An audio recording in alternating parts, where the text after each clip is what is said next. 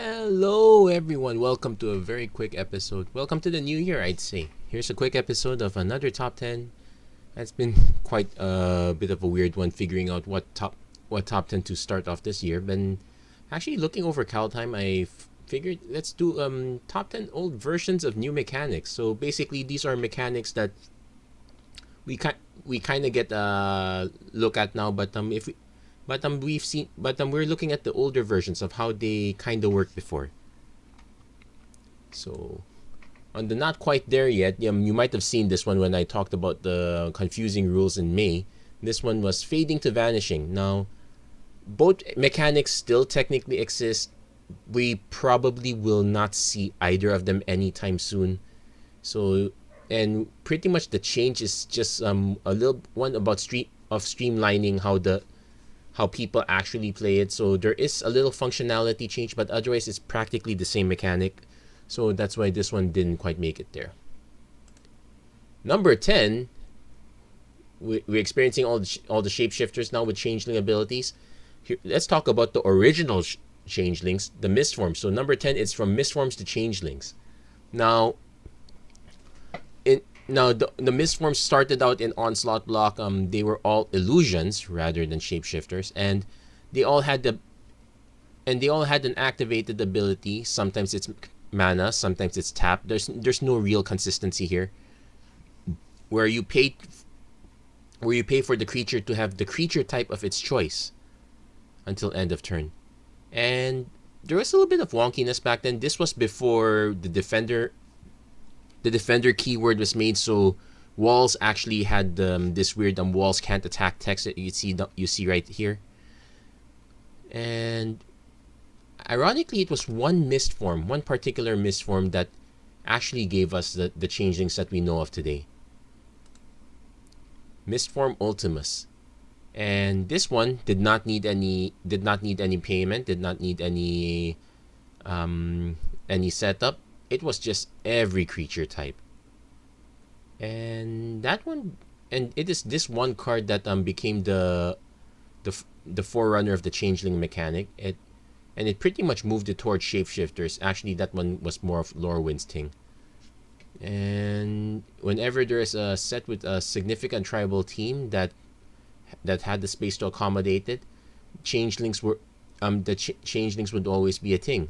In fact, that was kind of what made it harder to work harder for Ixalan, because they did not have this they did not have the flavor to put it in. They probably could have sneaked in a few cards with this sort of ability, or otherwise just had more flexible creature types.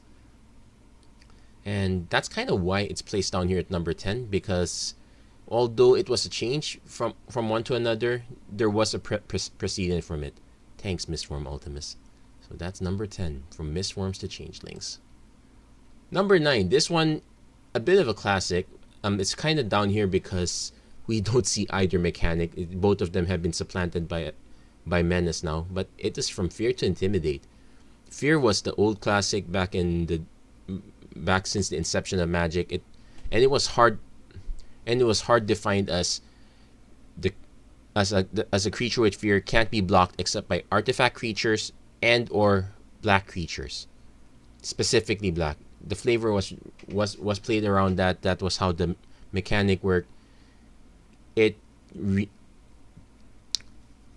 pretty much hosed anything that wasn't black, and it was hard to make it. It was hard to make it an evasion mechanic that simply wasn't a color hoser. So around Zendikar, they came up with Intimidate, where it functions similar to Fear, especially if it was on the black creature, but otherwise it was this creature can't be blocked except by artifact creatures and or creatures that share a color with it.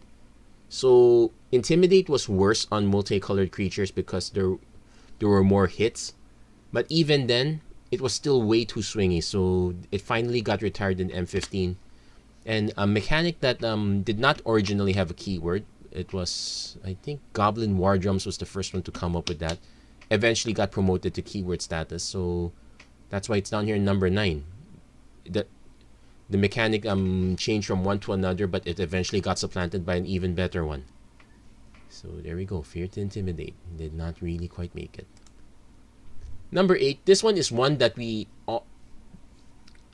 all so glad that this change was made. It's from slow trips to cantrips.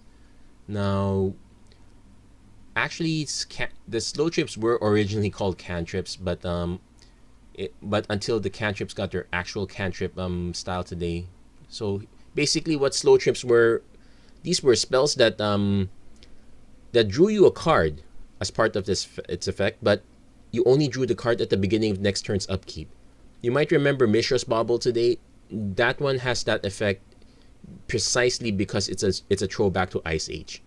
So it's the first time we got cards with very quote unquote not so great effects, and it paid you off by giving you a card later.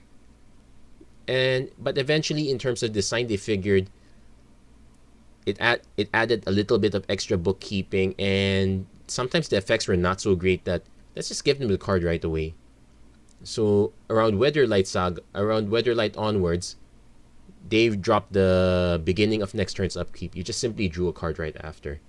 And we kind of enjoyed this effect all the way up to today. And because the distance from Ice Age to Weatherlight was not that big, that's why it's just down here at number 8. And in fact, it's kind of like one of those weird quirks in history. So that's number 8, slow trips to cantrips. Number 7, regenerate to indestructible plus tap. Actually, this one's a bit of a stretch, but here you go. For those who do not know the regenerate mechanic, this back in the day, way before 6th edition, what happened was if a creature was going to be destroyed or was received lethal damage, it would create, if it had an regenerate ability, it would create actually more like it would create a sort of, how do you say this? It would create sort of a priority pause, so that if you had any abilities that could regenerate, I believe the old spell Death Ward was an interrupt precisely because of this. I need to check that one. That one's actually white, by the way. So around 6th edition, that got changed to you had to do this before the lethal damage was dealt or before the destroy ability resolved. And it was interesting, but it was kind of wonky for what it did. And we actually get plenty of questions about regenerate today. Like, does regenerate prevent a sacrifice? Does regenerate prevent toughness loss? No. Actually, neither of those things apply to indestructible also. But we got indestructible around Darksteel, and that one just simply said that damage and effects that destroy don't destroy it. So it just basically was a blanket can't. One thing that regenerate was interesting was if a creature regenerated, it was removed from combat, whether an attacker or defender, and it got tapped. Now that one is a bit of a legacy thing, but early indestructible cards did not have that requirement to tap. That one came out much later. In fact, it's very recent. The earliest one I could remember is literally the Season Hollowblade. I'm pretty sure there is another effect that required you to tap it. That after giving indestructible, we have an uncommon troll now in Kaldheim that does this. That has the same thing also. It gives indestructible and the creature gets tapped. So this is pretty much the closest we got to a new version of regenerate. It's pretty much one of the longest stretches from all the way from the inception of the game to now. But there is a bit of a stopgap. Indestructible did come out in Darksteel, so that was quite a ways away. It's only the introduction of tap as a which is probably for the better because it made the creature less annoying to deal with. So, and it's kind of down here at number 7 because there are other cards that had more interesting stories around it. So there we go. Number 7, regenerate. We're probably never going to see it again, to indestructible plus tap. Number 6, shroud to hexproof. And to be fair, the shroud as a keyword did not exist until until much later. Like we're looking at the Mercadian Masks Ivory Mask here. That one did not get the keyword. It was much later. I believe the Shroud keyword came up in one of the core sets, if I'm not mistaken. That said, this mechanic has existed for a very long time. I believe it would have been it was really early in Magic's history. There are some cards you cannot just be the target. The problem was a lot of players did not realize that it just could not be the target, whether by your opponent's spells or your own spells. And a lot of people were playing as if you could legally target it yourself. And it's kind of a weird thing, but it is that change that gave us hexproof. Hexproof coming up around M12, and even then the mechanic actually existed a lot earlier. So here I'm showing you Taoist Hermit and Silhana Ledgewalker. These two so the Hermit's from Portal Tree Kingdoms. Ledgewalker is a little bit more recent than that, but not that recent. So that ability has existed for quite a while. It's only been keyworded. It was only been keyworded in since M12, and I would say that I put it here number 6 because Shroud has its place, Hexproof has its place. In fact, there was one card in Zendikar that actually had to use Shroud because it interacted weirdly with power and toughness in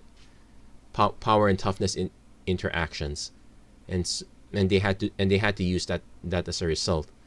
That said, we probably will not be seeing Shroud for real, but that doesn't mean it's not a valid keyword mechanic, unlike Regenerate, which seems to have gone the way of the dodo. And Hexproof by itself also has many problems that even Hexproof is changing. Also, we've had variations of Hexproof, like Hexproof from this color, Hexproof from that color, Hexproof if this, Hexproof if untapped. That's the recent one from Kaldheim. So we're probably still seeing the changes go along. And in fact, I would not be surprised if Hexproof got nerfed even further by these variants along the way. But that's number 6, Shroud to Hexproof. Number 5, Basilisk, in quotation marks, to Death Touch. So this one was the original Basilisk ability from Ticket Basilisk and Cockatrice as an extension.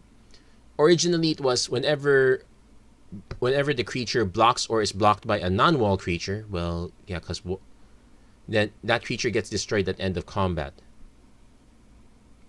In fact, I think Cockatrice was, it was still, that one was also end of combat. So that one did not matter if damage was dealt or not dealt. It didn't matter if you prevented the damage or if somehow Ticket Basilisk had 0 power. As long as it blocks or it gets blocked, its ability will trigger.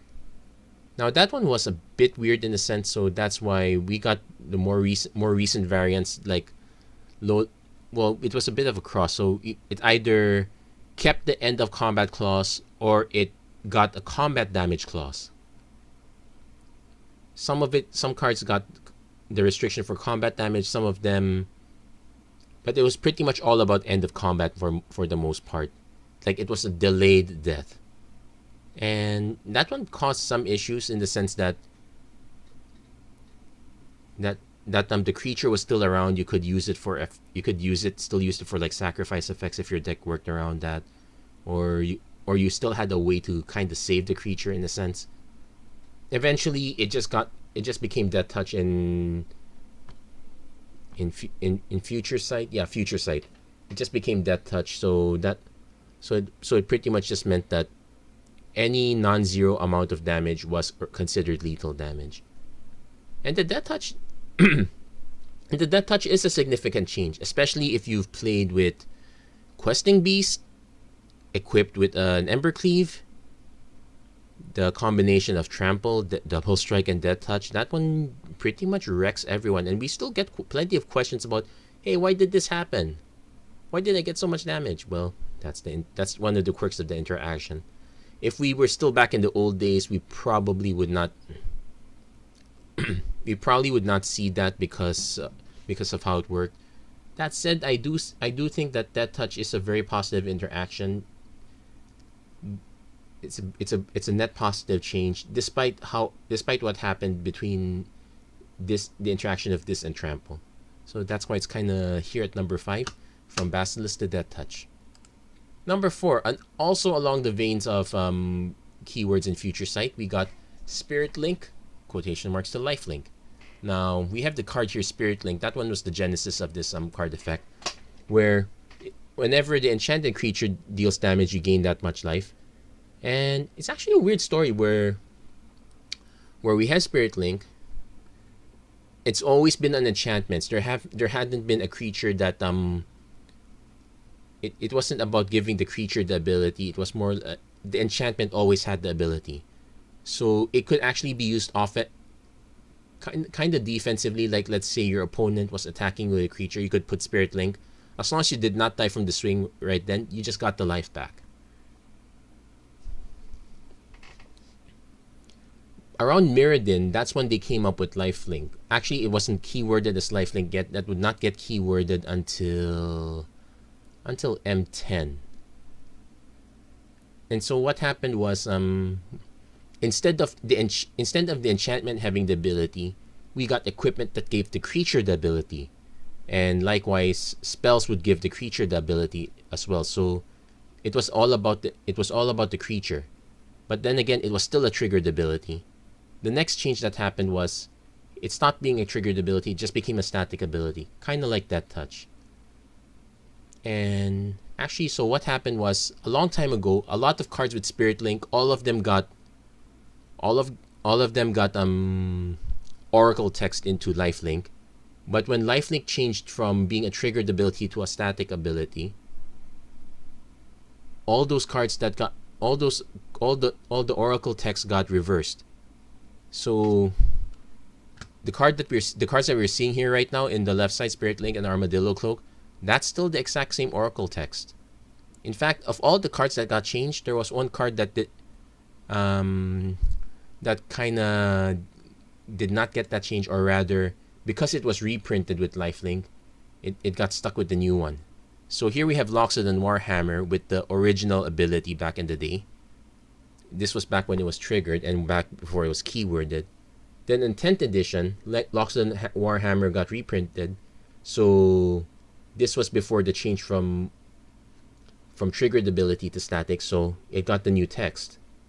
Then around M10, which was actually the next core set, that was when Lifelink became a static ability.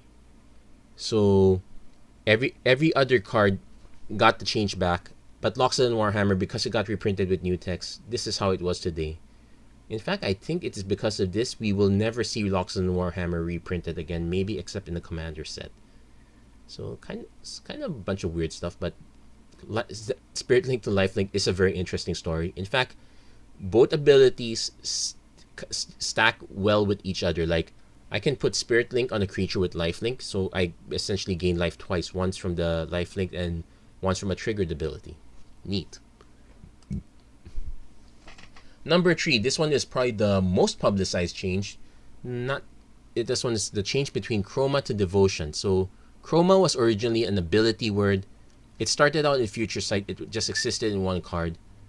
Probably should have showed that card also, but I showed all these other cards instead to show that the problem with Chroma was it counted mana symbols, but where it counted the mana symbols changed.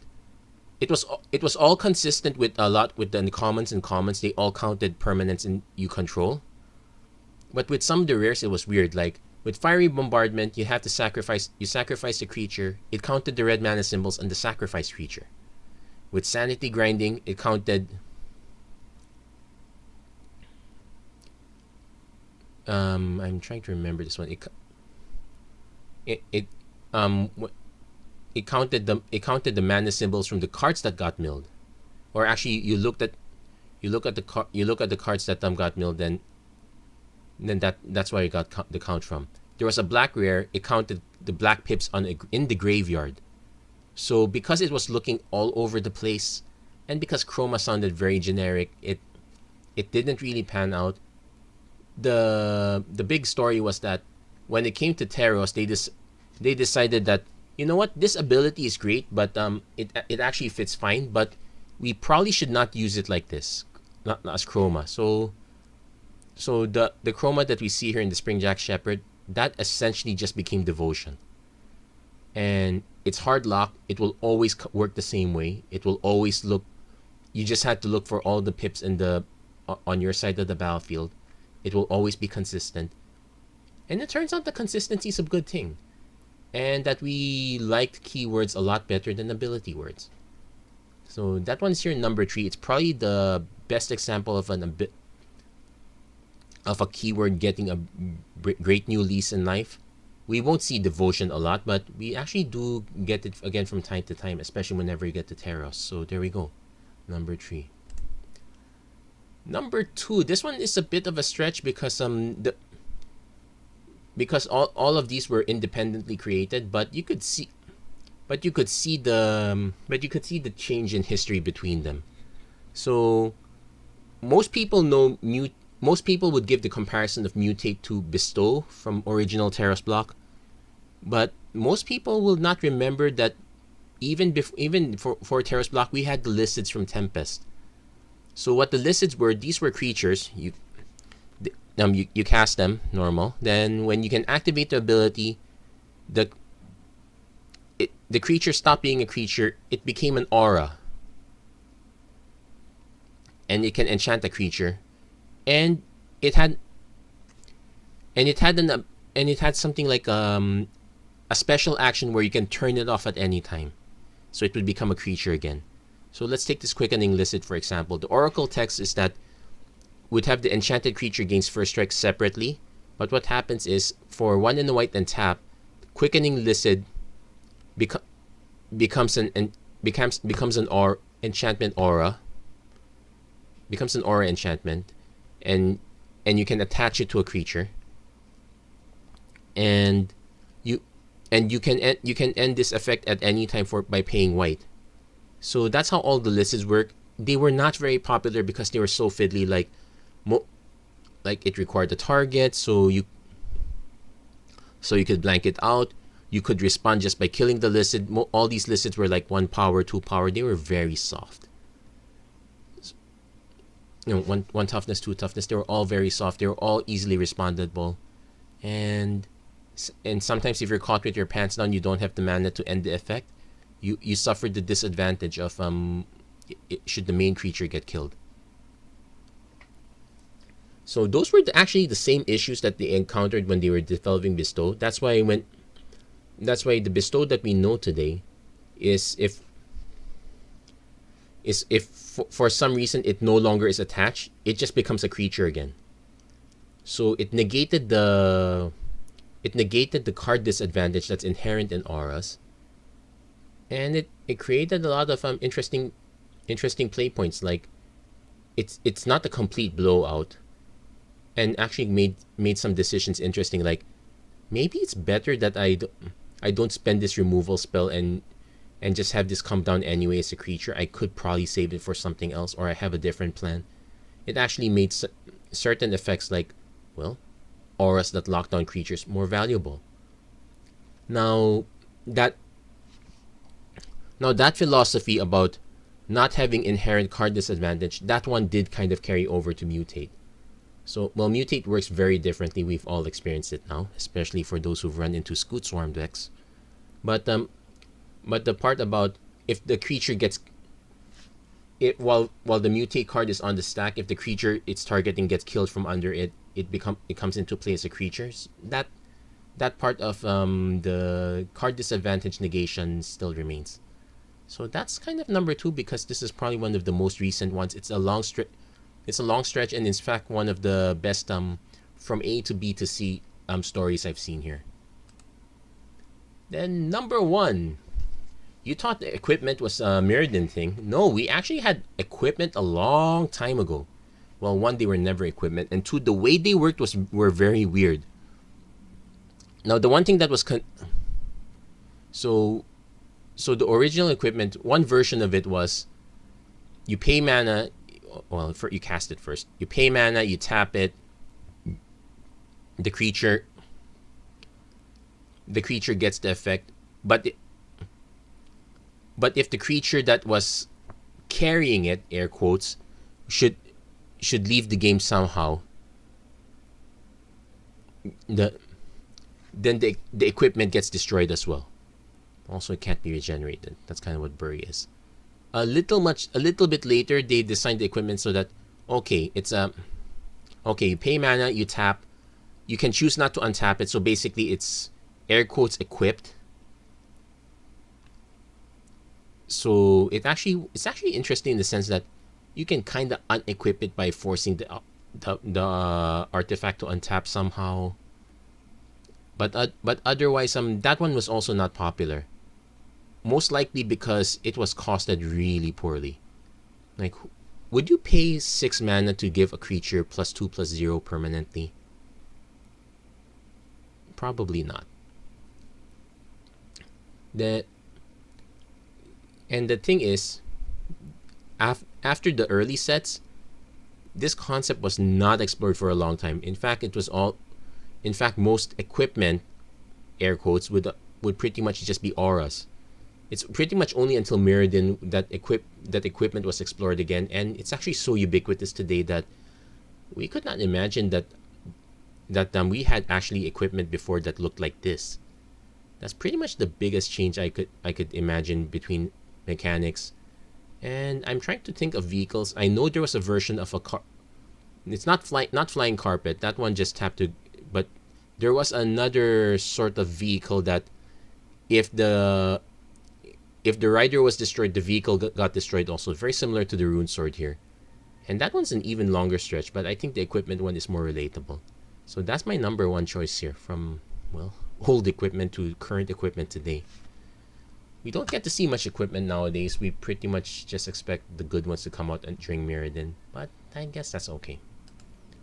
And that's it for this top 10. If there's anything I missed or anything that you think would have fit here, please let me know. Don't forget to like, share, and subscribe, turn on notifications and whatnot. By the time you see this, chances are Kaldheim just came out, so I wish you guys the best of luck. Until then, thank you very much for watching. Hope to see you guys again next time. Have a great day, everyone.